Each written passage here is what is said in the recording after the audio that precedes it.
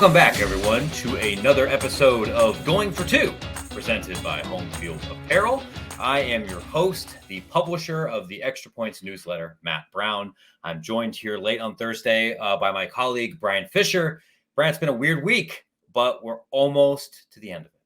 Yes, we are, and that's always a welcome sign as we kind of cruise into a pretty jam-packed weekend on the sports calendar in terms of everything going on outside of the NCAA, but still plenty of news going on around college football, around college basketball. It's been just one of those weeks where you kind of get hit by all directions, really.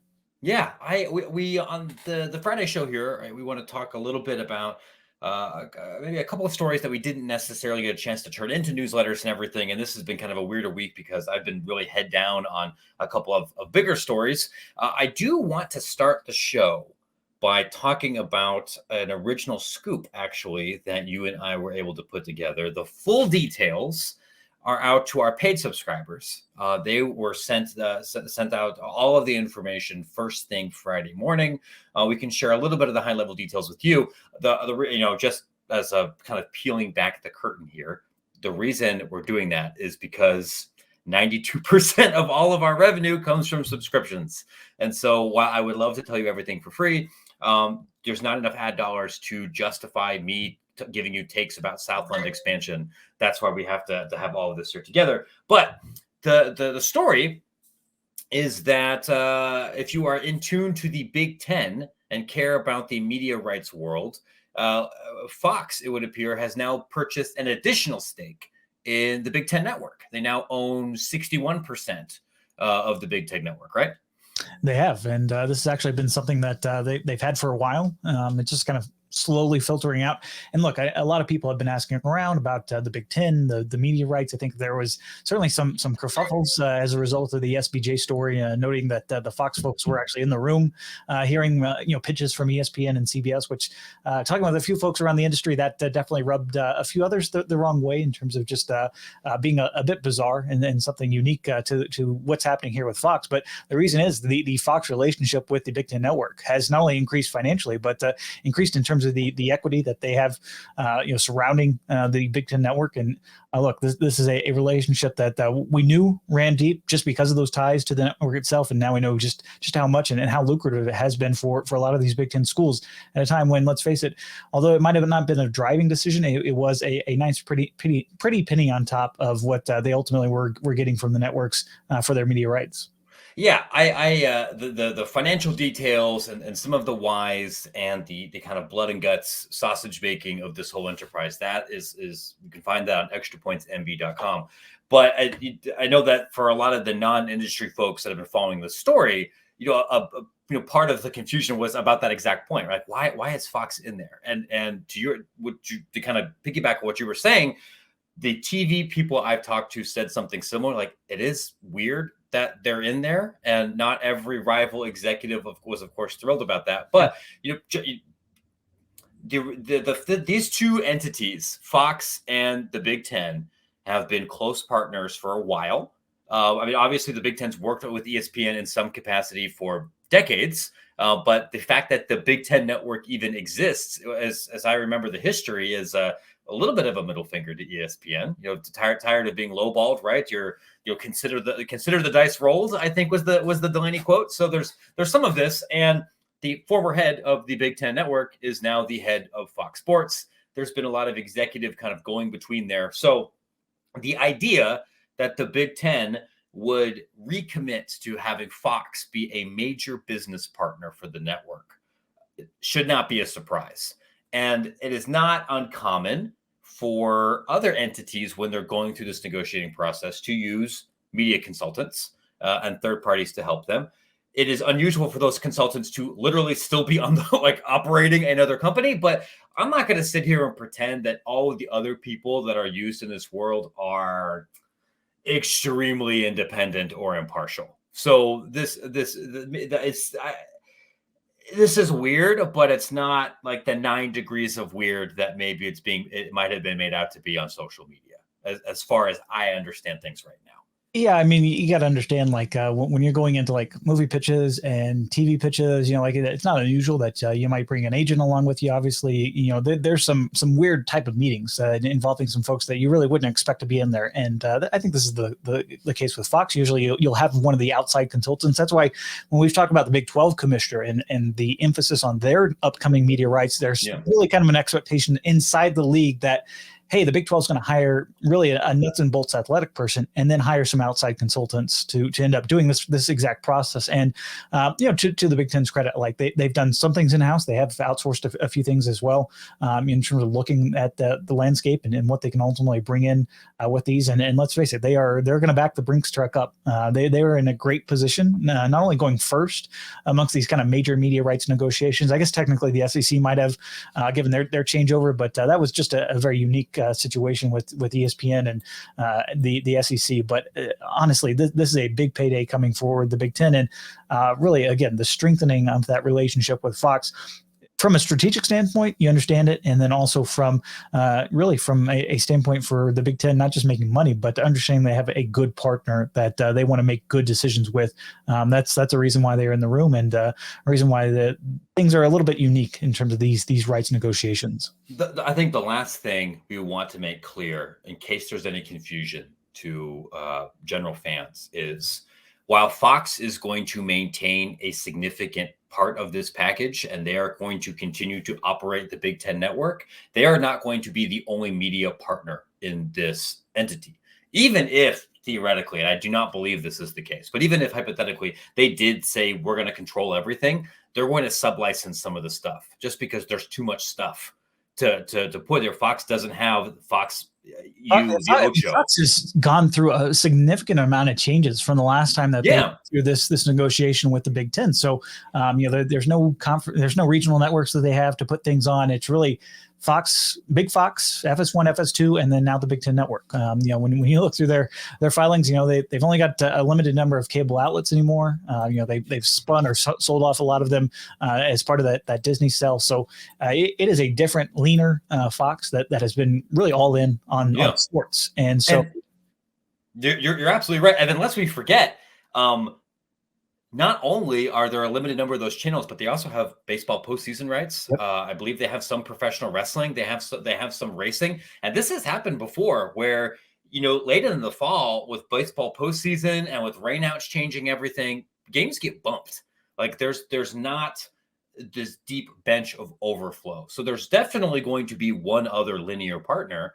The big question, and I wish I knew the answer to this right now, and I'm working on trying to figure it out along with every other dork on the internet. The question is there going to be one other partner, two, potentially three? Will they be all linear partners? Will one of them be one of these additional streaming companies? Only the shadow knows. And I guess Kevin Warren and maybe a couple of people at Fox, they haven't shared that with us yet. I would imagine we will know a little bit more. Spring meetings this is typically the time frame in the next couple of weeks or so. All the conferences will have their spring meetings. You've probably heard about the SEC going to Destin and making decisions about the league, getting informed, getting brought up to date. The Big Ten's going to do the same.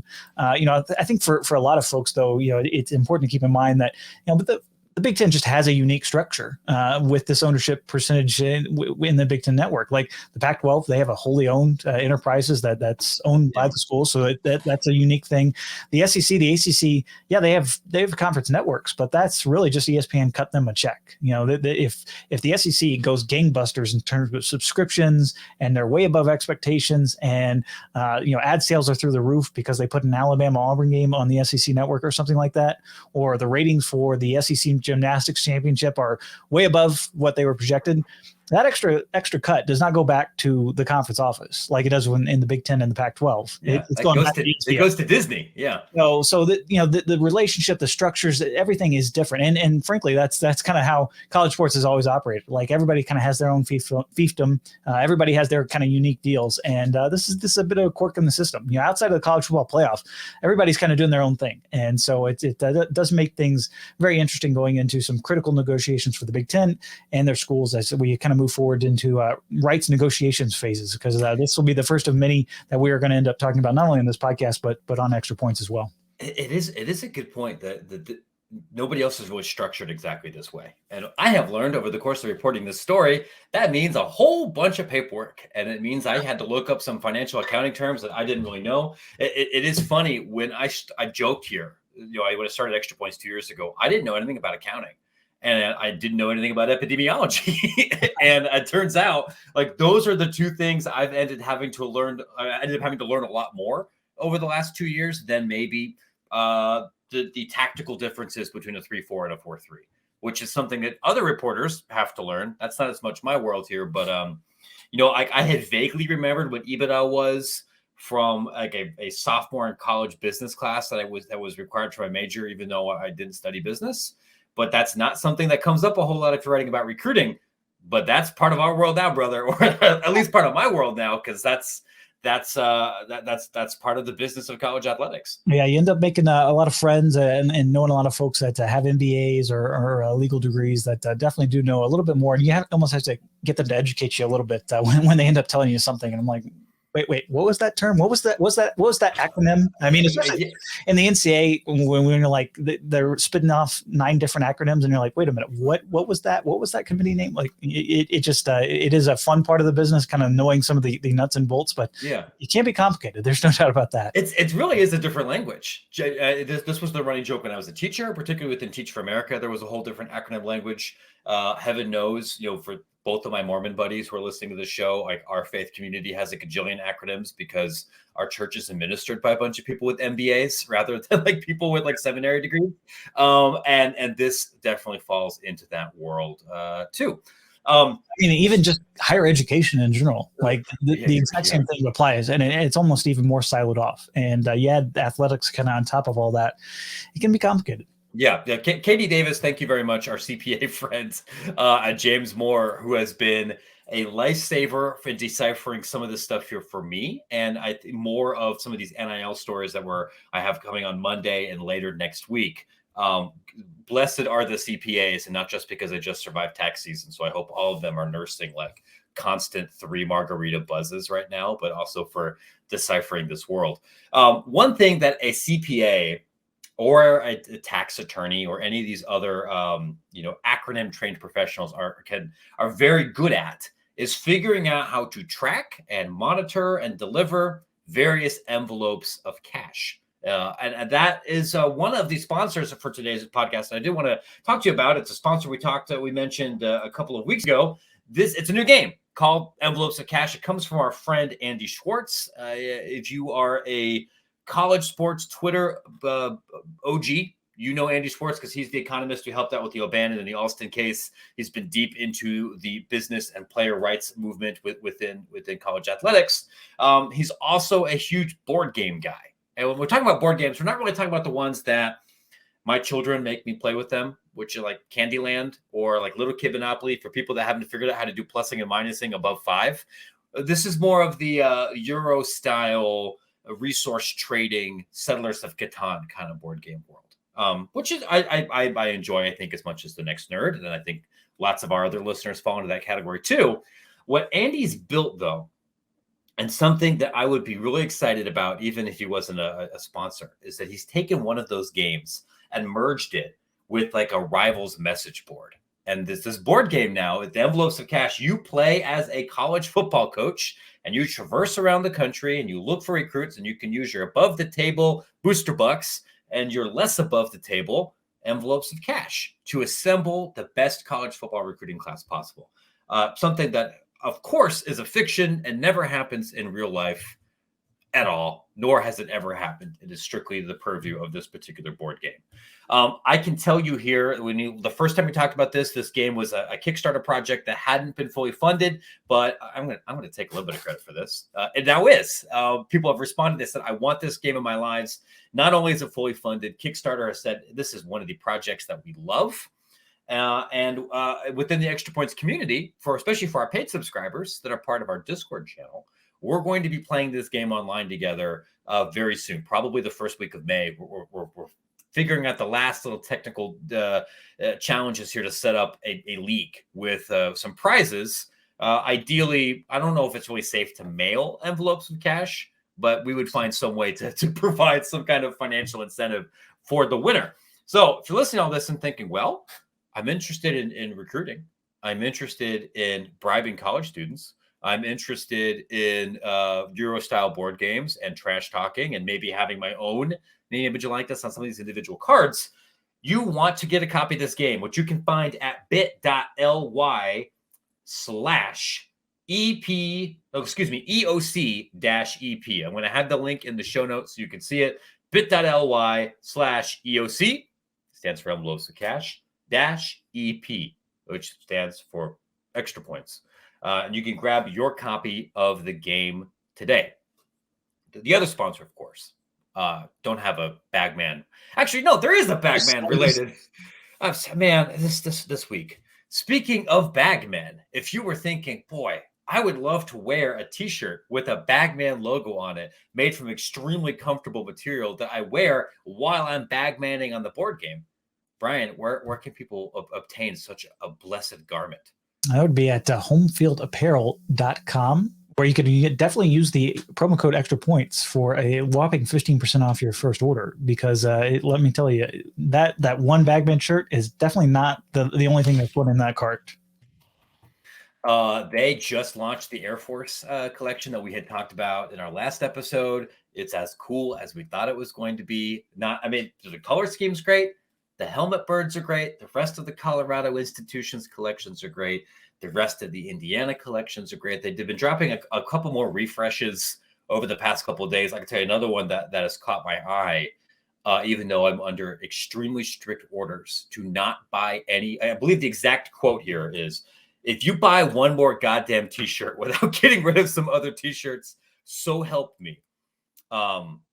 But if you are not under those restrictions, you should get some of these shirts. One of the ones that I noticed was the Maryland refresh, which has kind of like a 70s vintage, Maryland logo, and you also have the cartoon turtle, which is a delight. We all need angry turtles in our lives, just like we need falcons with gigantic Jetsons helmets on them, and Bagman logos. You can grab all of that at homefieldapparel.com. You can use the promo code extra points to save 15% off that order, to help support this show and help support our friends who are making cool board games and cool shirts.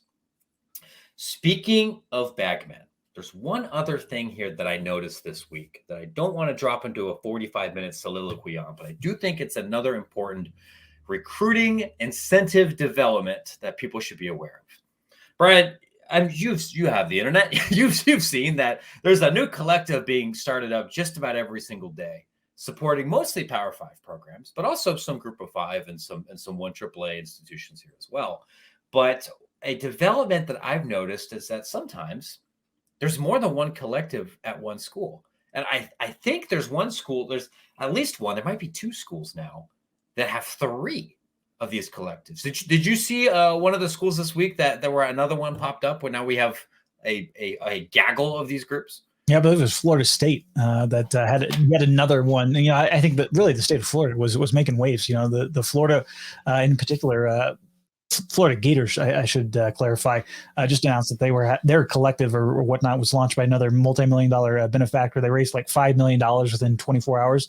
But I think you're right. The thing that kind of caught my eye was the fact that Florida State had not 1, not 2, but 3 of these pop up now. And this is kind of the problem, right? This was kind of the thing that a lot of folks kind of said, yeah, when you take a lot of the power and a lot of those guardrails out of the hands of the schools and you definitely turn it over to who knows who, this is the sort of thing that can happen. You cannot get the coordination that you would get if schools were allowed to be involved.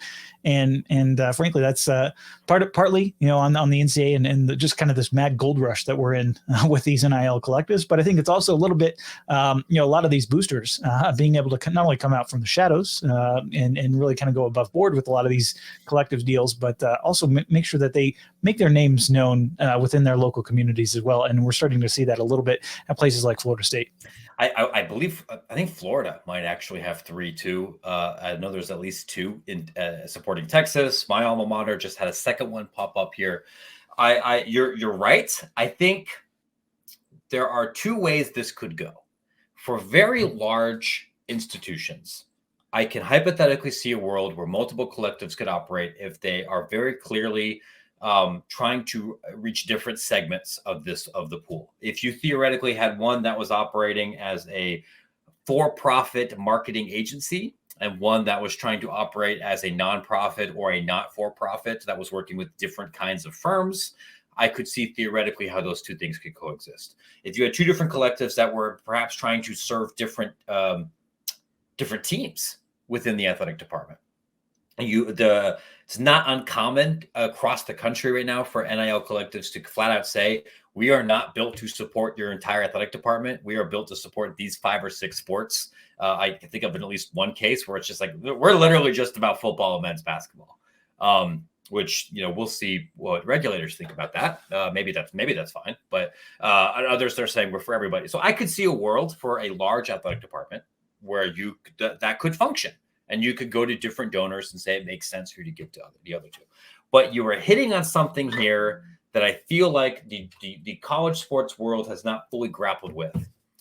Some of these collectives, I have been told, are popping up just because the boosters hate the other guy running a collective. And they're setting this thing up here not to build a sports agency business and make a profit off of the athletes and the brands themselves, although some entities are doing that, and not just to provide recruiting inducements for various high schoolers to come play at the old alma mater. It is literally to say, screw you, I'm smarter than you, I can build a better Bagman network. Because at some of these places, the level of sophistication and business acumen and social capital that's attached to some of these deals might create those kind of incentives.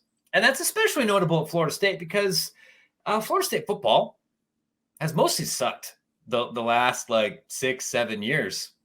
And a big part of that has been the Florida State's booster community has outsized power and influence compared to Florida State's athletic director, Florida State's president and football coach. And they weren't on the same page.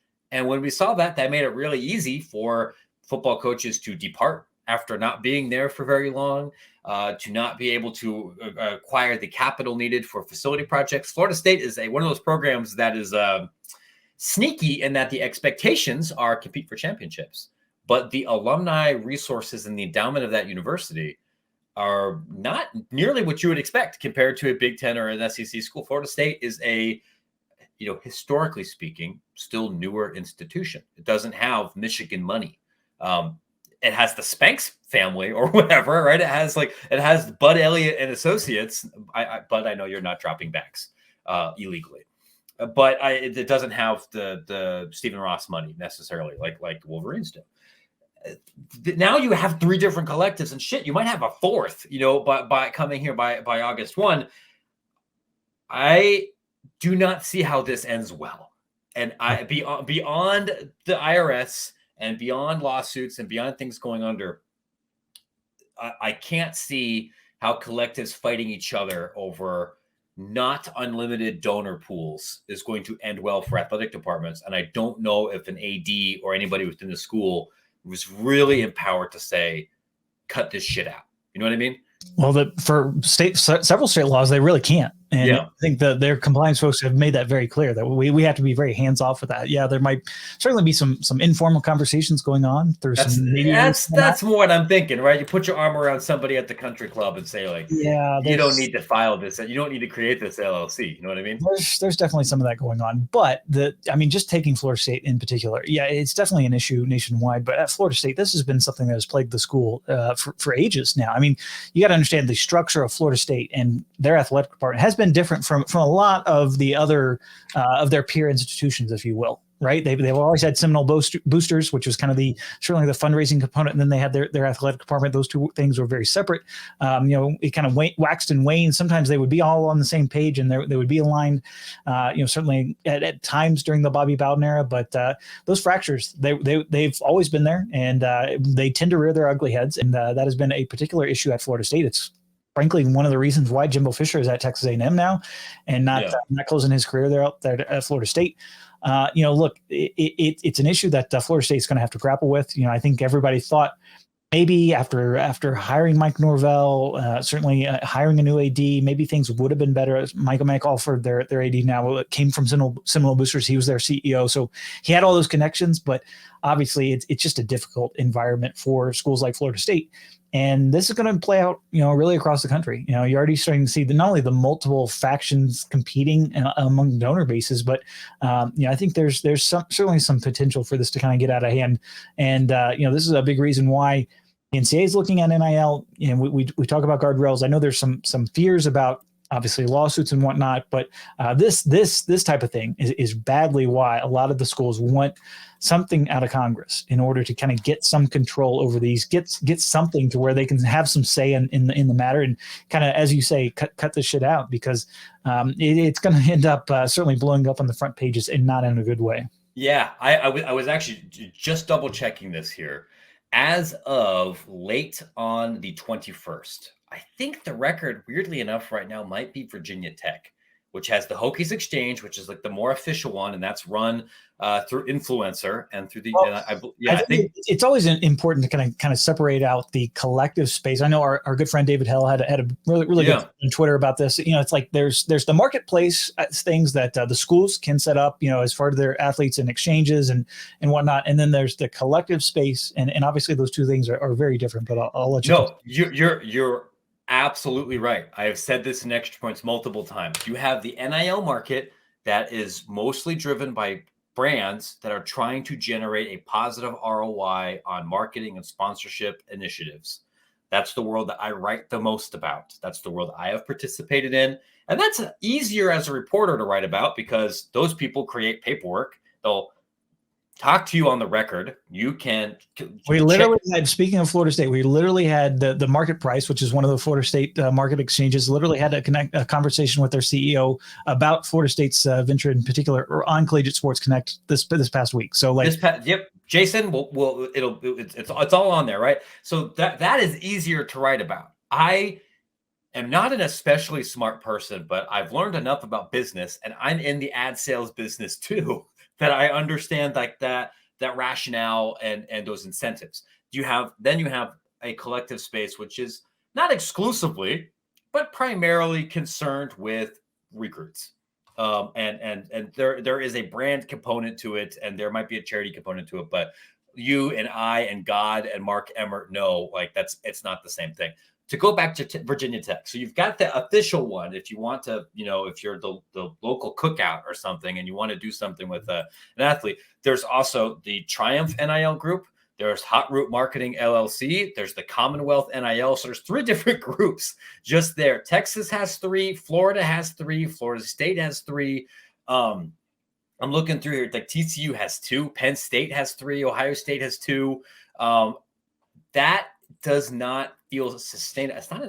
I'll say this. I don't think it's an accident that Alabama's only got one of these things, right? And I bet there's only going to be one, unless another one pops up to say we're just here for Alabama gymnastics. You know what I mean? I could definitely end up seeing something like that happen at a place like Alabama. But you're right. Like the end goals for a lot of these vary, and then we would talk about institutional alignment. You need booster alignment as well on this, or else you're wasting resources. And I think that's probably why a lot of these schools are kind of afraid of this continuing, this kind of runaway train kind of tipping over at the tracks. I mean, you'll look at a lot of these collectives that they have vastly different aims. One of them might just be the booster wants to pay players above board and make sure that the best players are going to their school so that they can turn things around on the field. Others, they might actually want to make a profit. Like I think that is important to keep in mind. Not all of these collectives are nonprofit. I just saw that in Indiana, their latest one run by Fred Glass, they made it a big deal and say, hey, we're now a 501c3. We're tax deductible when you make it a donation to our organization. And that's one of their big selling points. A lot of these organizations are not. And so like it varies in terms of the scope. It varies in terms of, their ultimate aims. And while they might be attached to a school, a lot of them, they might not necessarily be aligned in terms of what athletes the coaching staff ultimately wants. This is a whole new ballgame for a lot of folks, and definitely adding a few gray hairs on account of both assistants, head coaches, athletic directors, assistant ADs, development folks. There's a lot of bitching and complaining. And with brands too. I had written about this earlier, and I imagine this is going to be a reoccurring theme over the next 2 weeks.